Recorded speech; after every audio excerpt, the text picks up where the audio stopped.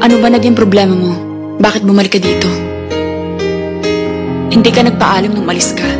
At naghintay ako. Kahit isang sulat, wala akong natanggap. Hindi ko iniisip na makakabalik pa ako rito. Mahirap ang buhay ng sundalo. Lagi nakikipagsapalaran ng buhay. Ayoko umasa ka. Ayoko kitang masaktan. Bakit ba lagi niyong iniisip na kami mga babae madaling masaktan? Kahit hindi ka nagpaalam, naghintay ako. Hindi ka man magbalik, maghihintay pa rin ako. Alam kong iniisip mo, Romano. Sana wag Gusto ko naman nahimik. Pero inuusik pa rin ako na katarungan. katarungan. Sabi mo ba, matatahimik ako hanggat di ko nalalaman kung sino pumatay sa tatay ko?